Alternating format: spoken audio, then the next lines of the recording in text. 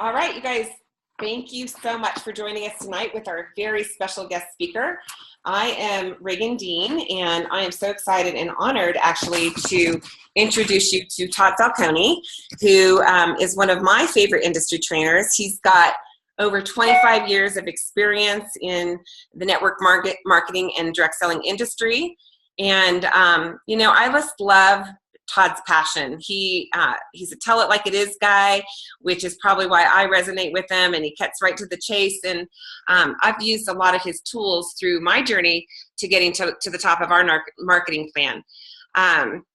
Todd has he has a training industry called Reach for Success. He educates and trains individually within the industry, and he's got lots of my favorite books. In fact, one of them is Fearless Networking. It just came out, and I put in the chat where you guys can get a copy of it. And it is awesome because it's like a little manual that just kind of tells you how to invite people to events, how to have a successful event, and all kinds of goodies in here. And I know Todd's going to talk about that.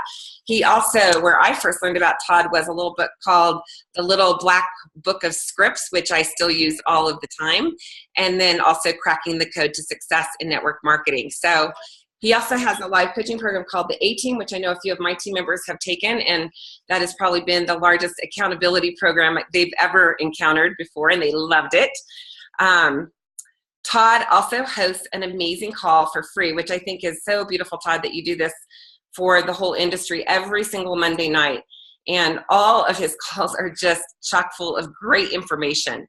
And Todd really just comes from a place of giving back. And, he talks about all kinds of different topics, but tonight he is going to be talking to us about how to recruit professionals into your business and your team, and basically how to recruit up. So anyway, Todd, thank you so much for joining us, and I'm going to turn it over to you. Well, Reagan, thank you so much. It's great to be here. It looks like we got quite the crowd tonight. So this is a big Zoom. I appreciate the opportunity of sharing with your group, and I take any moment seriously. So I know that when I first started in network marketing 27 years ago, I wanted to know how to do it, how to be successful at it and figure it out. So anytime, like, whether it's a Zoom or a webinar or a live event, this is an important time here. So I appreciate the opportunity. So, all right. So let's get into this whole conversation about recruiting up and recruiting talent. Am I coming in loud and clear? Everything good? Coming in great. Okay, let me do something with my phone here. I'm going to get rid of that because my phone rings off the hook. So now it won't ring. And it'll go normal, because that happens to us all the time. Yeah. So, all right. So let's talk about this. So obviously, network marketers, anybody who's involved in network marketing or direct selling wants to recruit good people. That's what we're looking for. I don't think anybody runs out there going, where can I recruit people that are lazy and don't want to do anything and are negative and complaining and all of that. And there's a natural, I guess, pecking order that we go through in network marketing that, hasn't changed. I don't think it ever will change. I think that, the best place to start is your warm market, people that people that you already have some kind of relationship with, and the memory jogger and writing down that list. That's a pretty standard fare for network marketing. A lot of people get past that and then they don't really know what to do. It's like, what's next? What do I do next? And I think to some extent, we're always recreating warm markets and meeting new people. If we're putting ourselves out in the marketplace, I think that's a wise decision for networkers, that they become social people where they're putting themselves in the position to meet new people and create new markets, new warm markets, new relationships. But I think for a lot of people, there does come a time where they kind of wring that rag fairly dry, and it's like, what am I going to do next? So I'll tell you this, like in my years as an active distributor in the field, I've been speaking full time now for 13 years. So 100% of my time now is dedicated towards speaking and training. I've recruited in every way imaginable: warm market, referrals, buying leads, doing trade shows, posting flyers on cars. That didn't work very well. Oh my goodness.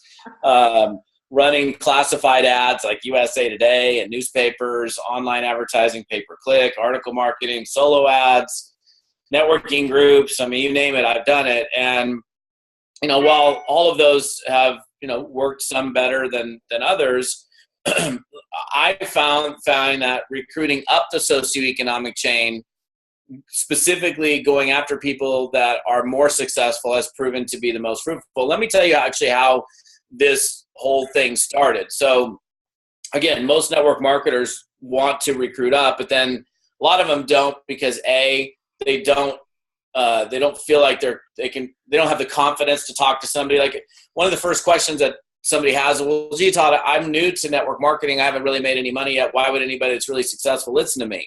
Or I don't even know what to say, or where do you find the good people? I mean, those are all legitimate questions.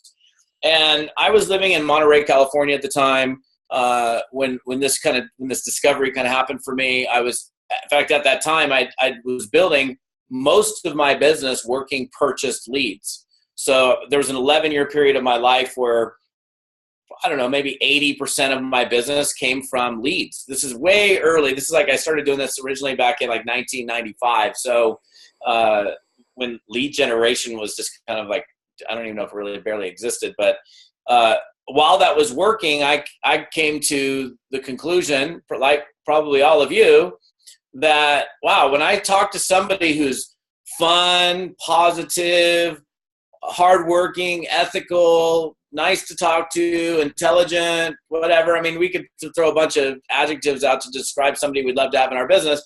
I tended to get off of those calls and go, wow, this is a really fun business. I really like this business. And then on the other hand, you talk to somebody who, man, I get like working leads. I got to tell you, I mean, so many times I've picked up the phone. Hey, how can I speak with Bob, please? Yeah, this is Bob. I'm like, hey, Bob, Todd Falcone. Hey, listen, I'm getting back to you. Requested some information on my website a little while ago about making money from home. Is that correct? Well, I don't know. How much is it? You know, I mean, that kind of stuff. And you get off the phone and you're like, if. And I was sitting in Monterey. And by the way, so I'm making good money. I'm like multiple six figures in my check at the time. And I had like a really pathetic day of prospecting where it seemed like everybody that I talked to that day or had meetings with, they all sounded horrific. And I got done with that day and I thought, man, there has got to be a better way.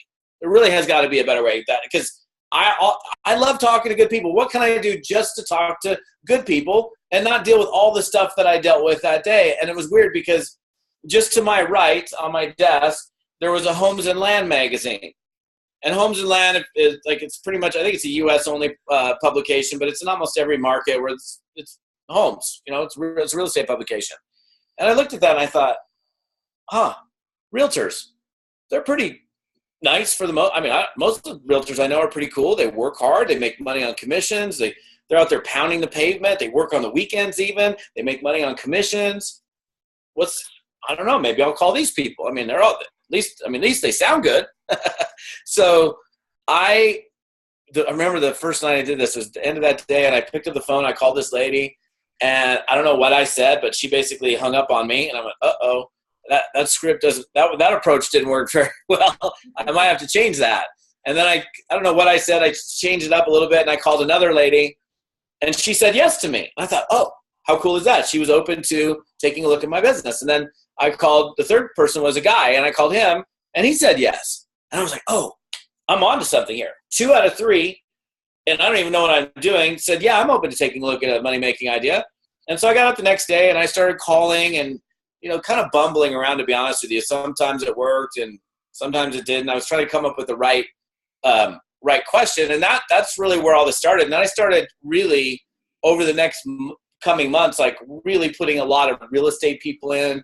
That led me to bringing in a bunch of mortgage people. I never even thought about mortgage, but real estate and mortgage are like, peas in a pod. And so I started calling mortgage professionals. And so people on my team were like, hey, how are you doing that?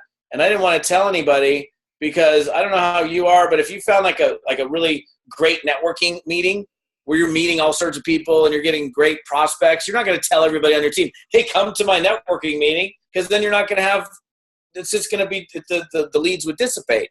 So for a long time, I didn't teach it. Now I do teach it. It's one of the most requested topics that I teach on. But this strategy can be done online. It can be done offline. In fact, I did a tour to South Africa 2 summers ago, and I was with my friend Andrew Eaton, who had me out there to do this month-long speaking tour. And while we were in Port Elizabeth Airport on our way to Durban, he shows his laptop to me, and he turns his laptop and he says, hey, he says, check this out. And he shows me a conversation, like he's just connecting with people the way I teach in my course. And, you know, he goes, hey, see that? And I said, yeah, well, there's your question. And he goes, look at the answer. And the guys, and so the question that I asked, I'll give it to you. This is the peak interest question that I ask. And it's this, it's, do you at all keep your options open in terms of making any money outside of what you're currently doing as a blank professional? And I'll make sure I say that a few times so you get it. And it was word for word what the question was. And it was a financial planner who also was in South Africa. And he said, yeah, of course I do. And then a few days later, I think it was maybe 5 days later, we were in Durban, and he said, hey, check this out. And he shows me his back office, and there was that guy's name. He goes, I recruited. He goes, that's like, so this is 2 summers ago. He said, that's like, I don't remember the exact number. That's like 120 or something. I go, 120 what? He goes, that's like 120 people that I personally recruited doing that. And now it's up over 200. So this method works offline. It works online.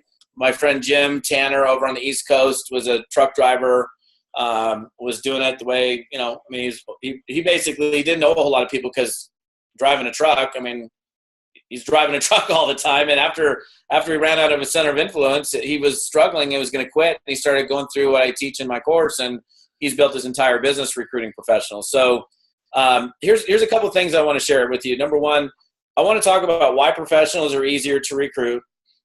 Number two, why you don't have to be good, why you don't have to be making money, or why you don't have to be experienced. I'm going to talk about the best categories of professionals to target, and I want to make sure you're crystal clear on what the exact peak interest question is. And let me share something with you really quickly too. So Scott Marcaccio. How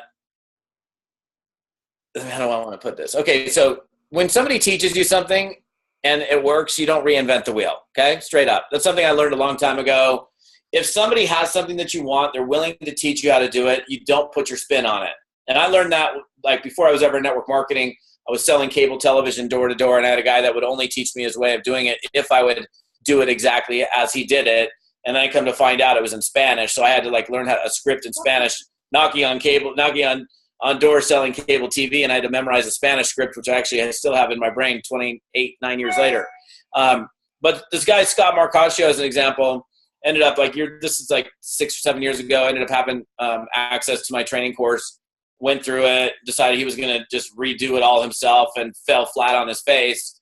And he put my course in his closet, and then kept hearing on my calls and different trainings I was doing the results people were having, and finally went back to it, and then did it again, and didn't change the question, didn't change the categories, didn't change anything. And he called me back and he gave me statistics, which were pretty staggering. But the question that I'm going to give you, and you'll hear it again and again until you have it. And I want to at least make sure, because even if you just have the peak interest question, you're going to be better off than not asking this question, because this is the question, the way it's asked, that yields me the biggest result. Now, here's number one.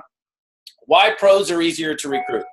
Well, first of all, the path of least resistance is not what most people think.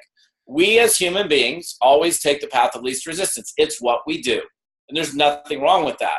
But what most people, I think, they think the path of least resistance in network marketing is, and I know this because here's the thing, I've been in network marketing for 27 years. I've been in it. My life has been engulfed in it. I didn't just go read a book one day and decide I want to be a speaker. Everything that I teach is based on being in the field and doing stuff. I know what it's like when you start in a business. It's easier to talk to my broke friend or family member because I'm not worried about how they're going to judge me so much as the person that I look up to. I'm like, okay, for example, think about this. You've ever heard the phrase chicken list? Everybody on this call has heard the phrase chicken list. Well, who's on your chicken list? Is it your broke friend? No, it's the really successful friend. It's the person that owns the company. It's the person that you look up to because everything that they've touched for as long as you've known them has turned to gold. And so then we don't talk to those people, and then that's where the term comes in, the chicken list. But here's the thing. Most network marketers think that it's easier talking to their broke friends and family than, the people that they look up to. But the reality is you're actually met with more skepticism, more resistance. This is when you go to those people and they say, well, how much money are you making?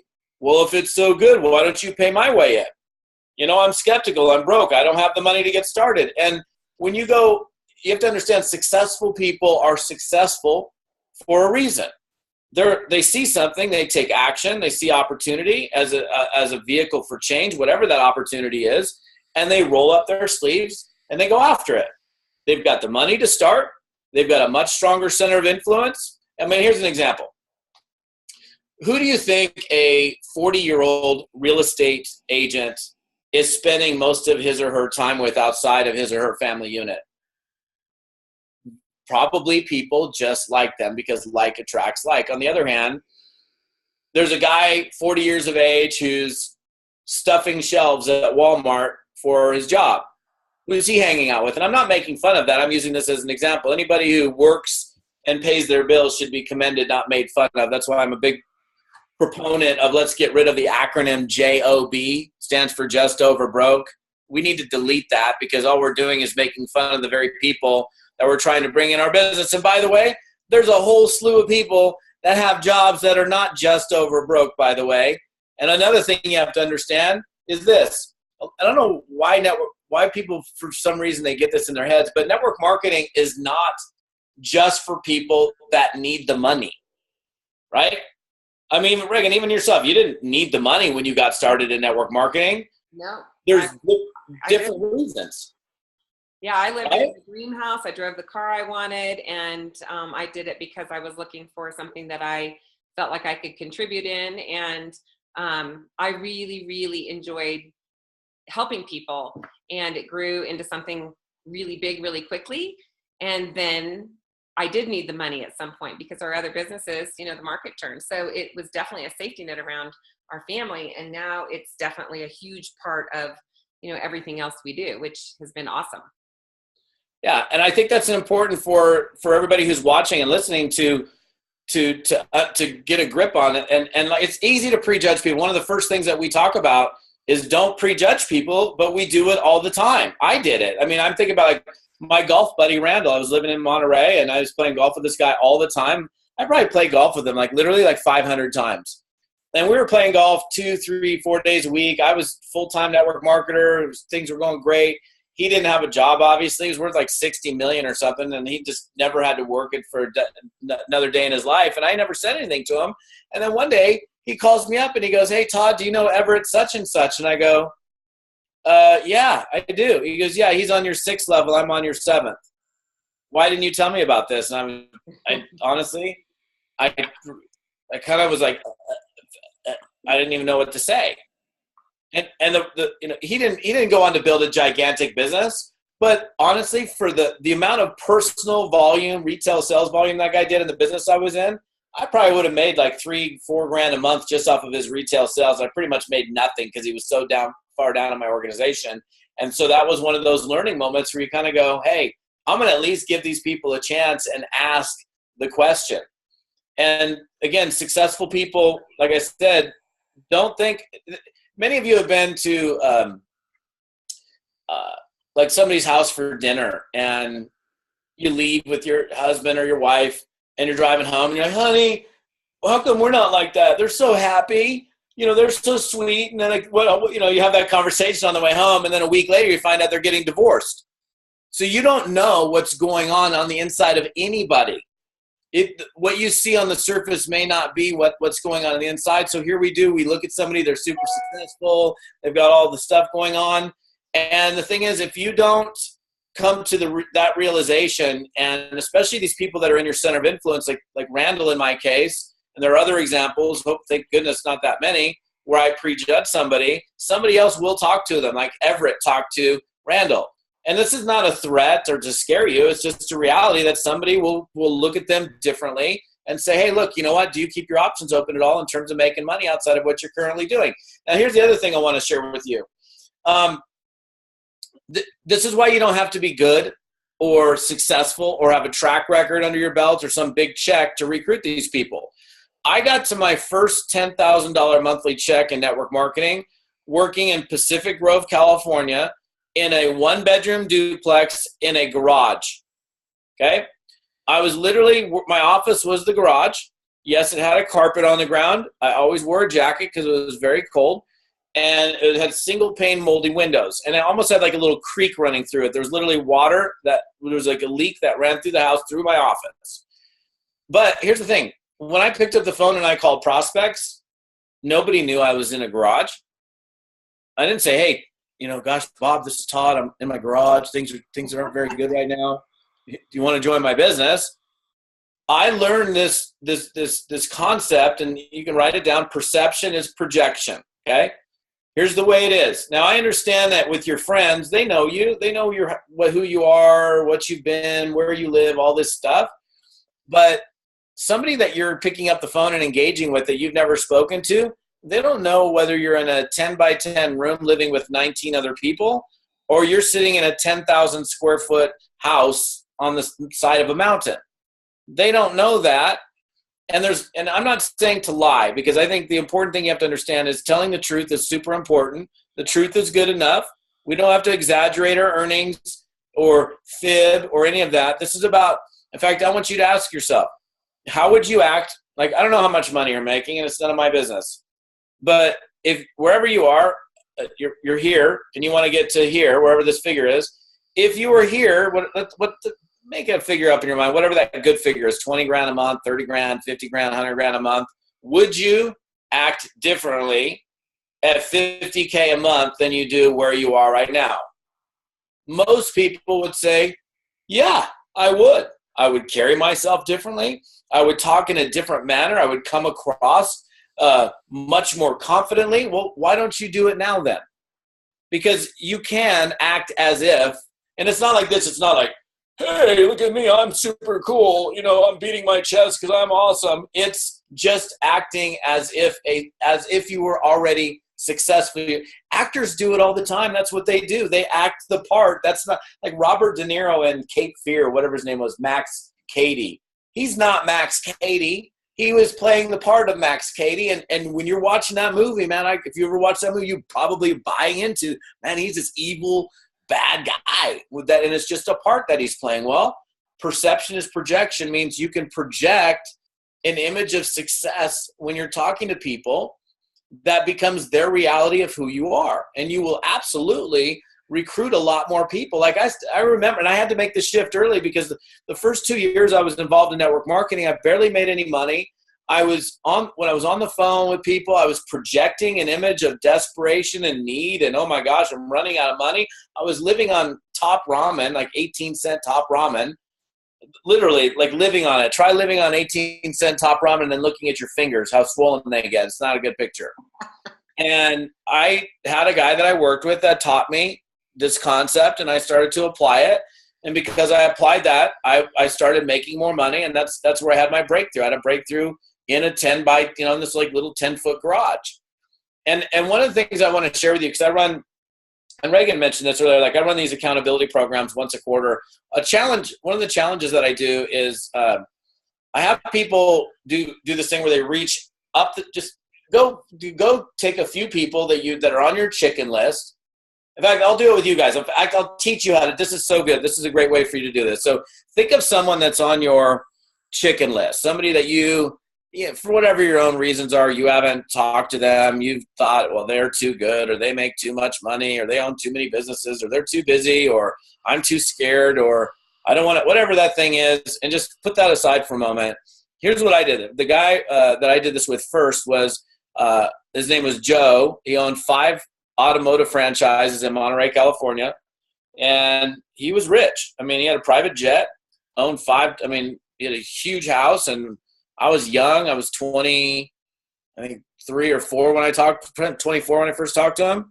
And we weren't buddies. Like, I wasn't like, I'd never eaten at his house and we hung out. Like, he's not hanging out with me. He's 50 something and I was in my young 20s.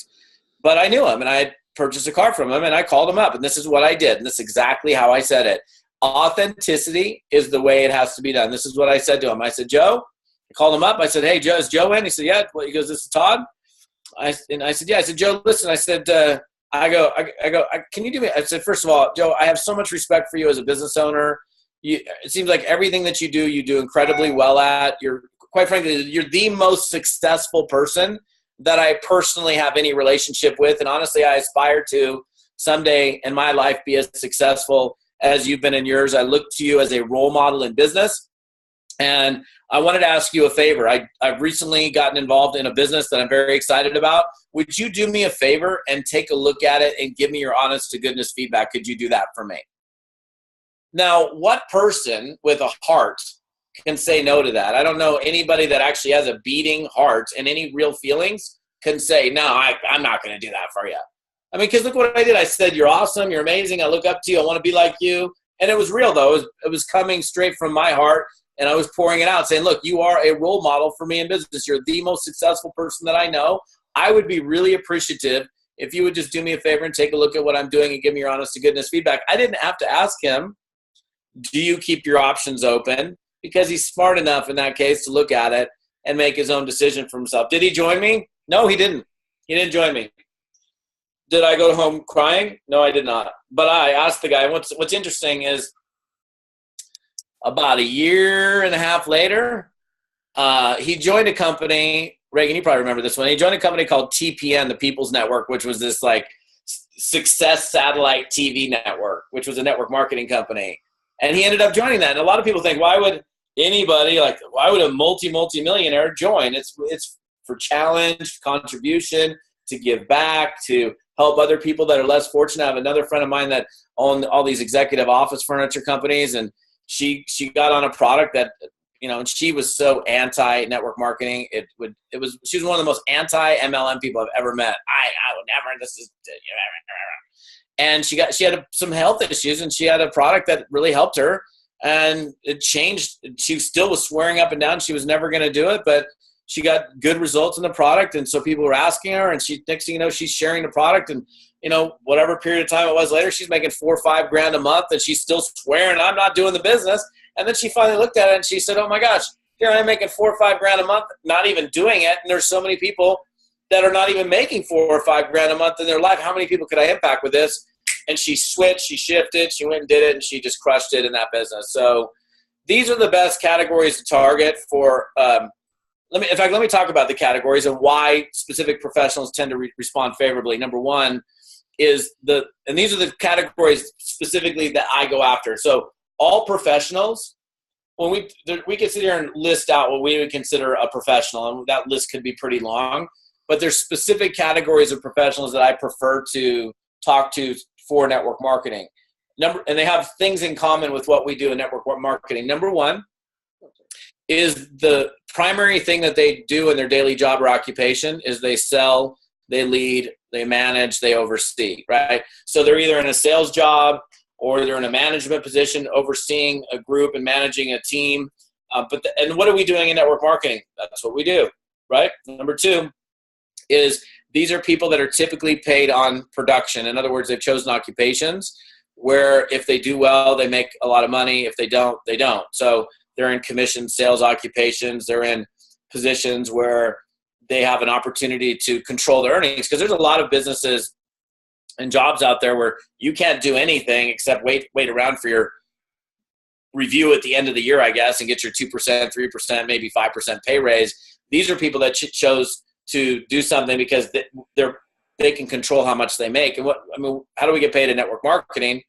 We only make money when we actually do something. So, and then number three is these are people that have chosen careers where there's a moderate to a high tolerance for risk.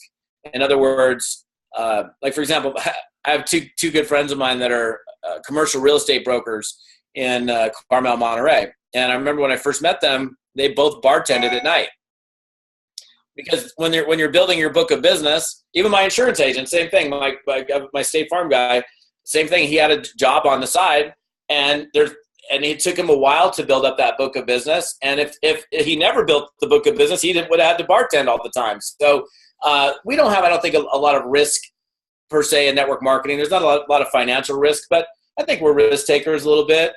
Most of us are doing something that we weren't trained to do, outside of the box a little bit. We take a couple punches out there on the streets. I mean, the reality is as big and great and awesome as network marketing is, as the company you guys represent is, there's still negative people. There's still people that don't understand it, and there will always be those people. We have to be thick-skinned in this business, because you're always going to deal with people that are like, you're in a what? You're in a huh? Is that one of those things? And hopefully that'll maybe go away someday. I think it will.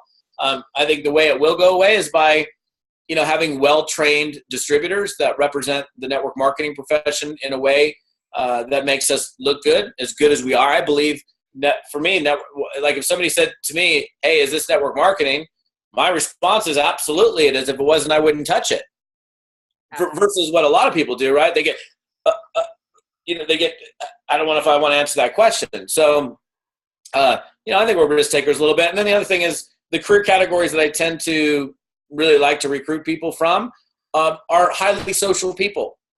And they like being around people. And I think even somebody who's an introvert, and there's plenty of introverts, by the way, that are involved in network marketing, but they can turn the extrovert on when it's time to do business. I mean, lots of friends of mine, I'm an extrovert. I like to be around people, but I got a lot of friends of mine that are in network marketing that are very introverted, but they will flick on that extrovert switch to go to have a conversation with somebody. Some of these career categories, you can write some of these down if you want. Realtors, mortgage professionals, insurance agents, financial planners, small business owners, people that are inside sales, outside sales, sales managers, people that are in marketing positions, people that run charities, organizations, or clubs. Those are some of the best categories to target. And if you just get yourself in front of these people and you ask a simple question, and again, here's the question. It's about, there's power in asking. We look at the Bible, ask and ye shall receive. If you don't ask, you don't get. I'm sure some of you on the line are married. You didn't spontaneously combust into marriage. Somebody had to pop the question, right? I don't know. I mean, I had to ask my wife, hey, babe, will you marry me? I love you. She's like, yes, thank goodness. And I've been married now for 20 years. So, but we have to ask. And if you never ask the question, you're never going to get an answer. So if you ask the right question to the right market in the right way, you're going to get a response. And again, here's the question. Do you at all keep your options open in terms of making any money outside of what you're currently doing in the blank profession? In fact, let me do this because this will be kind of fascinating for you guys. I think you'll enjoy this. So does the chat feature work here while I'm talking? It does. Okay. So I'm going to ask a couple questions. Okay. I'm going to show you how many missed opportunities you guys are literally driving by, walking by every single day. If you own a cell phone, I have to ask you to participate. I think we got over 100 people on here. Please do me a favor and participate. If you own a cell phone, just type in yes. Type in yes if you own a cell phone. Thank you, thank you. Look at all the cell phone people. Oh, my gosh. No surprise. No surprise. Okay, beautiful. Okay. All right. Okay. I guess enough cell phones. I got it. I already knew the answer. Okay. Now, here's the second question. And this question is, in fact, I'm going to do something here. I'm going to go to question 2, so I'll see people under question 2. Okay, here's my second question. You see my deal. I think I did that privately. So, all right. So let me redo this. Hang tight. I'm going to go question so we can have some separation in the chat. Okay. If you think it's at all possible that within the last 7 days of you living your life, whatever you're doing, kids to and from school, going here, going there, running errands, driving across town for whatever, if it's at all possible that within the last 7 days you've driven by any for sale sign for any piece of real estate anywhere, type your answer. Is it yes or no? Is it possible that you've driven by any for sale sign? Oh my goodness. Everybody. Wow. See? Yeah. Okay. All right. Okay. People should write to everyone instead of the panelists. What's that? They can't see what everybody else's response is. All right, so just so you know, I've gotten yes and yes on both of those all the way through. Here's the final question, okay? Did you call the realtor and ask them any kind of question, introduce them to your opportunity, yes or no? No.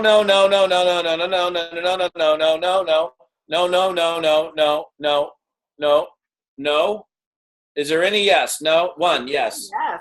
One yes. Heather. Good job, Heather. No. Okay. See, all right. So my point is proven. Here's the deal. You're driving by all these opportunities and you're not perceiving them as an opportunity. See, I will drive by a for sale sign for a realtor. I'll slow down, grab the realtor's phone number, and I'll pick up the phone and call him. In fact, let me tell you something that, in fact, I'll teach you 2 lessons in one. number one is tomorrow you're going to look at this differently because you'll drive by something and go, oh my goodness, after that thing last night with Todd, now I see that thing. Because awareness is the first step towards creating change. You can't change anything until you're aware that something needs to be changed. So tomorrow you'll see a for sale sign, and now with this information, you're going to either act differently or you're not. So that's up to you whether you choose to act differently or not, but now you're aware. So several years ago, I was coming home from a national conference, and I'd been gone for like 5 days or something, and I got home. I know that my mailbox was full and my refrigerator was empty. So I pulled up to the house, dropped my bag, whatever, went in, got in my car, and I'm driving out of my neighborhood in Beaver Lake Estates. Within 2 blocks, I see a listing for a house that wasn't listed before. I literally pull over.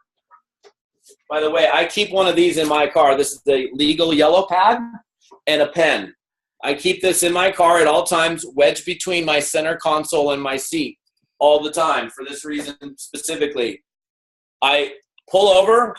I see the realtor's name on the sign. I write down her cell phone. I don't stop. I don't tour the house. This is exactly how the conversation goes. Now, understand, I'm on an errand running session. This isn't prime time prospecting time. I'm on an errand running session where most people are tuned out. By the way, here's something that part-timers and full-timers need to do is you need to start making use of your downtime, your in-between time, and the crooks and crannies of your day. Somebody who wants to go full-time in network marketing has got to take it. And I'm sure there are some part-timers here. Those of you that are part-time that want to go full-time have to take advantage of the little crooks and crannies, these in-between times that, a drive to the gym, that could be 2 phone calls. A drive to the grocery store, that could be a phone call. A drive across town, that could be a handful of calls. A drive to a meeting on the other side of town, that could be a handful of calls. But a lot of times people are just driving and they're not thinking about it. In fact, I had a client of mine, actually wasn't a client, it was a downline member of mine years ago, Mark, who I helped him go from nothing to over 10 grand a month in his car. He literally did all of his work in his car during commute time. And within 12 months, we got him from zero to over $10,000 a month. And literally 100% of the work that he was doing during that time was in his car. So let me go back to the example. So I'm driving. I see the for sale sign. I write down the realtor's name and phone number. I'm driving back. I pick up the phone. I'm like, good afternoon. This is Jan. I'm like, hey, Jan, Todd Falcone. How are you doing? She's like, good. What can I do for you? I said, Jan, I was just driving by your listing here in Beaver Lake Estate. She's like, great. Are you interested in the home? I said, well, it's a beautiful home. I actually live right down the street. I'm an entrepreneur. Let me tell you why I'm calling you. I'm in the process of expanding my business here locally. I love to work with professional people. I've got a simple question for you, Jan. Do you at all keep your options open in terms of making any money outside of what you're currently doing as a real estate professional? And she said, well, as a matter of fact, I do. And what are we looking for? We're looking for an open door. So what did I do? I got her information, right? That's your job to do that. However you get information to that person, you do it. So I had that conversation on the way. Now, again, this is an errand running session. I pull up to the strip center where my grocery store is and my mailbox place. It's about 4 o'clock in the afternoon. I'm dragging a little bit. So I walk in the coffee shop. And in the coffee shop, I order a green tea. There's a cork board in the coffee shop. And what's on there? Cork and business cards and, neighborhood stuff. And I see 3 business cards that grab my attention: a personal fitness trainer, mortgage person, and a realtor. I grab all 3 business cards. I put them in my pocket. I go next door. I grab my mail. Go to the QFC, which is a shopping, grocery store chain in Washington State. I put my mail where my kid would be sitting because my kid's not there. I'm shopping through, and about 5-6 minutes into shopping, I realize that there's an advertisement on my shopping cart right in front of me. And it's a guy named Greg with State Farm Insurance. I pull my phone out of my pocket while I'm in the store. Can I speak with Greg, please? Transfers me to Greg. This is Greg. I said, Greg, Todd Falcone, how you doing? He goes, what can I do for you? I said, hey, I'm looking at your smiling face between my tomatoes and my eggs. And he said, oh, you must see my ad on the shopping cart. I said, I do. I said, listen, if you're running this ad, you're clearly looking to grow your business. I'm an entrepreneur. I'm growing my business here locally. I love working with professional people. I got a simple question for you. Do you at all keep your options open in terms of making any money outside of what you're currently doing with State Farm? And he said, as a matter of fact, I do. Now, I ended up meeting with that guy. I booked the appointment for, it was either Monday or Tuesday the following week. I signed that guy up on the spot, first meeting, into my business. Now, does it happen like that all the time? No. Does it happen like that most of the time? No. It did with that time. And yes, he did sign up in my business. Did he go crush it and become a multimillionaire in my business? No. but he was very active in that business for a long period of time, built a decent check.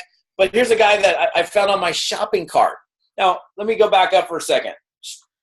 I haven't had the meeting yet, but I booked the meeting in the store. I leave. I get in my car. What's in my car? What's in my pocket? 3 business cards: personal fitness trainer, mortgage, realtor. I called those 3 people on the drive home.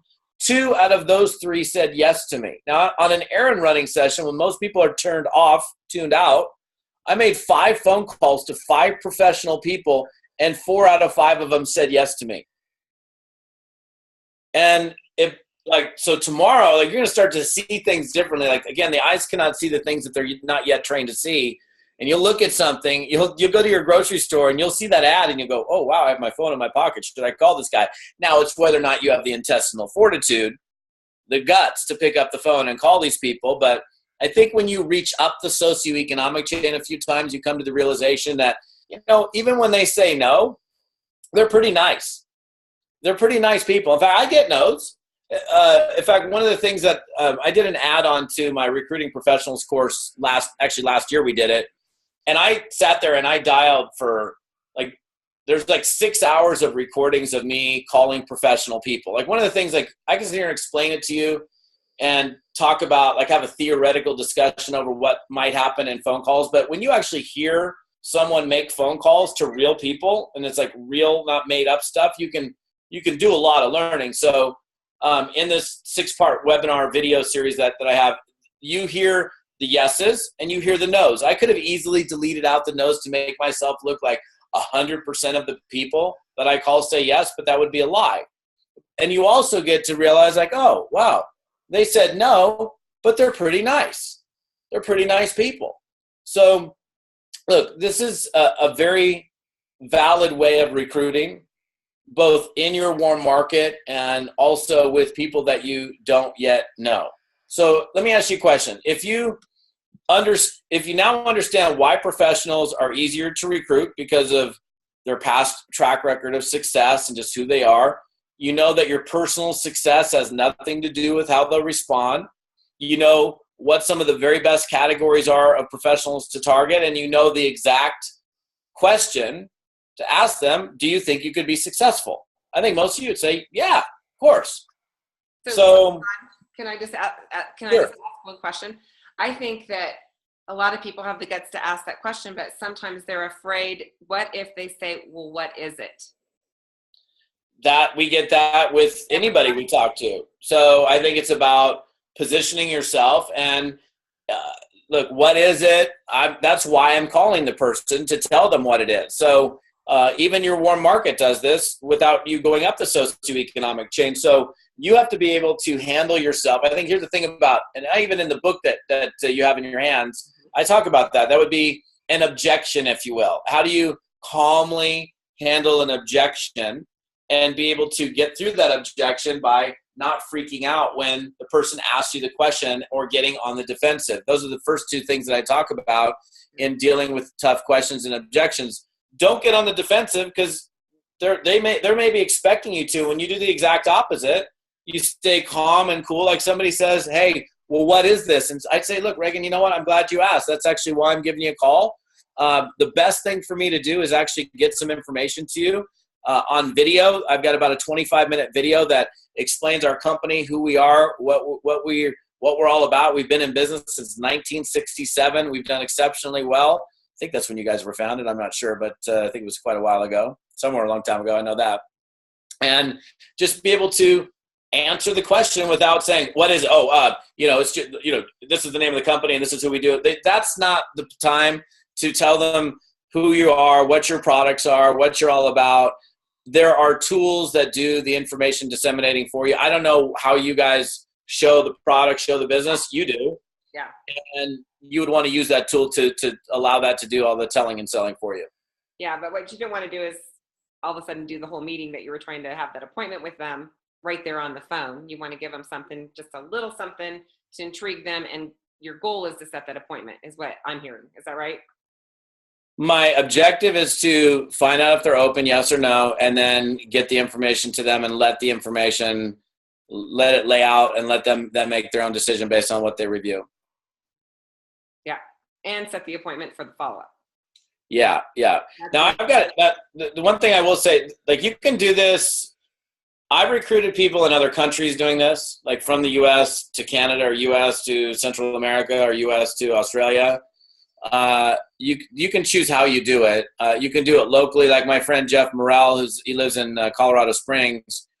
He does it all locally. So he literally will call these people, schedule a sit down, and we'll go meet with them. That's how he does it. And he did we did a Zoom like this, like maybe 9 months ago.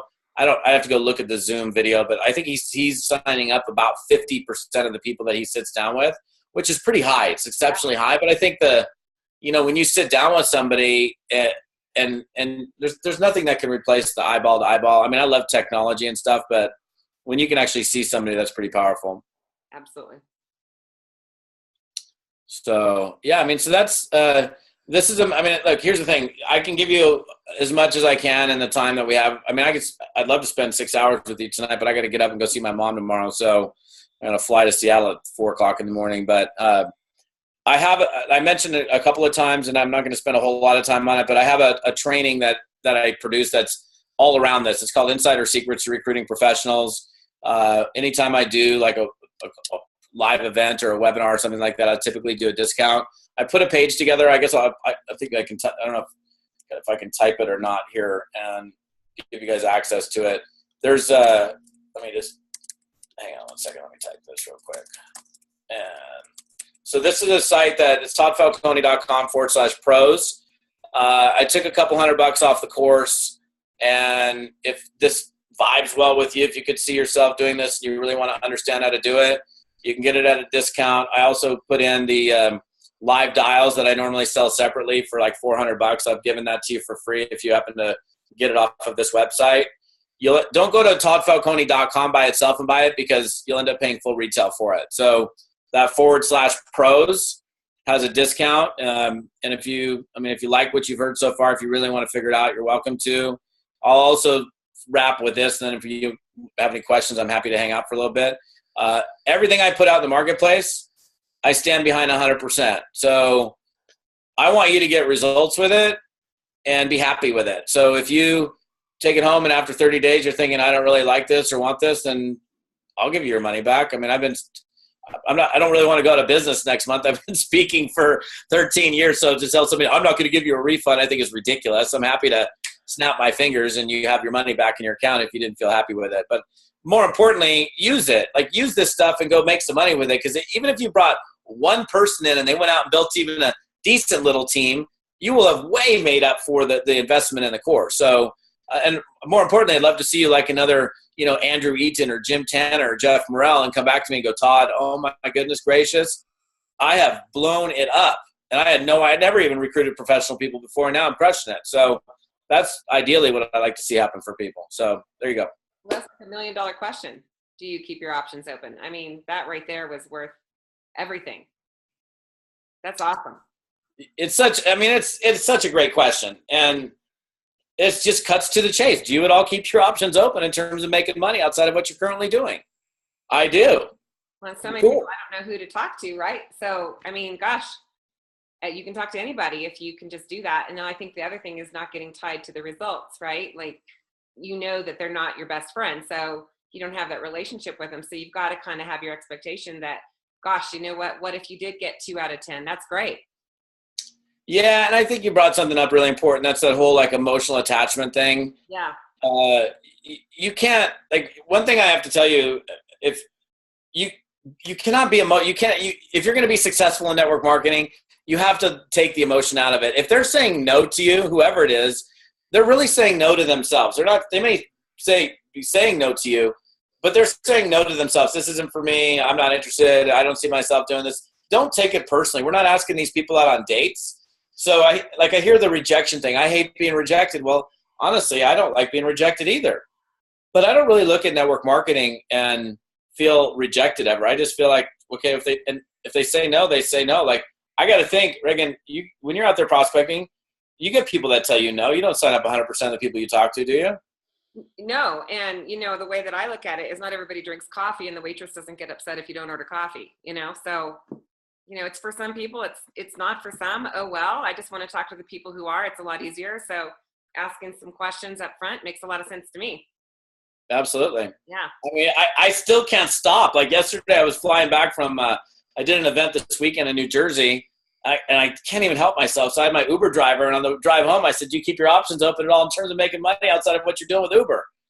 So now I don't know where to take. Typically I've got like a handful of friends in network marketing. If I find somebody, I'll make a good match. But I just can't. Once you get in the habit, you just can't stop doing it. Send them over. Absolutely. Awesome. Well, does anybody have any questions? If you do, go ahead and type it in the chat box. I know Rebecca asked, are you, after getting a yes, are you sending them any info before the first sit down? I responded back to her, depends on the situation, but if they ask, of course you are. I mean, you're not trying to hide anything. It's totally being authentic, right? Yeah, I don't like the whole idea of being evasive. I think network marketers for a long time have been taught, I get it. You don't want to spill all the beans like in 30 seconds. If they say, well, what is it? Let me tell you what it is. That's why we have professional presentations. But don't be the person that hides it from them. If they said they were interested, I'm happy to get them some information before the sit down. That way they'll be more informed when we do sit down. I mean, they're going to look at it either way anyhow. So I'm going to have to get them some information either now or when we're sitting down. So I have no problem getting them information. So I see a couple other questions coming up. The voicemail. Melissa, when I get a voicemail, I like to be very general. I just say, Melissa, Todd Falcone here, Scottsdale. Sorry I missed you. Would love to catch up with you when you get a chance. Please give me a call. Here's my number. I'll leave my phone number twice, speaking clearly and slowly, and I leave the curiosity up. So, and Christy was categories. Christy, again, real quick, real estate, mortgage, financial planners, insurance agents, sales professionals, small business owners, people in marketing positions. Yeah. Hans and Donna are saying, who do you make the follow-up or something? You make the follow-up meetings. Is it by phone or face-to-face? Yes. Well, it depends. I mean, it depends on if they're local, I'll sit down with them locally. If they're not local, then I'm gonna have to do it over the telephone. Right. Yeah, and I like to use Zoom if I can, if it's over the phone. If they can Zoom, I like to be face to face because so much of the communication is nonverbal. I want to see their face, and if they're doing this at me, I want to say, "Now I'm seeing hesitation. What's that all about?" So I kind of want to address it versus, ignore it. Yeah, the rolling of the eyes. Yeah. the arms folded. Well, that's cool. And Zoom being free to be able to do it one-on-one like that is so cool. Send them a quick link, and I think the other thing about doing a Zoom follow-up, it's like a little extra level of something they have to do to get there. So if they show up for the Zoom, it's showing, okay, I want to engage in conversation with you, which is great. Somebody asked what the phrase, okay, I'll just write it. Do you at all keep your options open in terms of making any? You guys should probably copy and paste that. Well, I've got it someplace, but there you go. Actually, funny thing is I type super fast, but I failed typing class in school, so. Well, you beat me. I had it almost done, and you went ahead of me, so there you go. All right, any other questions? All right, so you guys, thank you so much for joining us tonight. And again, honestly, I know you cannot get this yet on Amazon because it just came out, and Todd gave us a link. And Todd, maybe type that back in, your link for the book, for free book of Fearless Networking. And I bought like 25 copies just to give to every single one of my newest distributors because it is that good. And again, it's really simple little manual of invites and how to break the ice and how to have a successful event, 20 most popular objections. I think you guys will love it. So I appreciate that. Yeah, that book I cut right to the chase from page 1, and that's so nice to cut to the chase.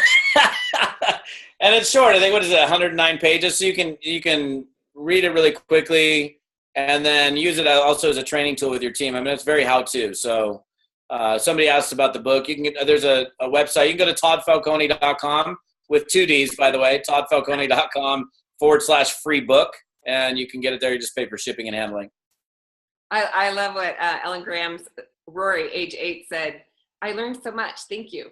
So there you are. You're teaching all generations, Todd. Excellent. Well, I'm glad I helped out. I think when I do events, or whether it's an event or call or webinar, it's easy to get off of the Zoom and do nothing. And I don't really care whether you buy the training product or not is not important to me. What's important to me is that you go do something with what you learned.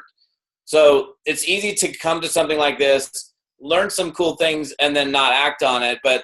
And people do it all the time. They go to events, they go to calls, they read books, and then they never do anything. It's in the phrase we hear, knowledge is power. I disagree with that. Knowledge is powerless unless it's put to use. So take something that you learned from tonight and go put it into your business and go make yourself some money. That's the reason I think you showed up for this, so that you can learn something and then do something with it.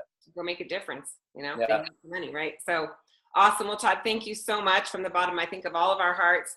So appreciate you taking time out for us. And I know you're busy, and I know you're moving and all that. I see you have an almost empty office there. So yeah, appreciate it. And we'll have you back if you'll come back for us. Oh, I'd love to. I appreciate it. And thanks so much for allowing me to share. And you guys have a great evening, and we'll see you soon. All right. Thanks, guys. Take care. Bye-bye. Bye.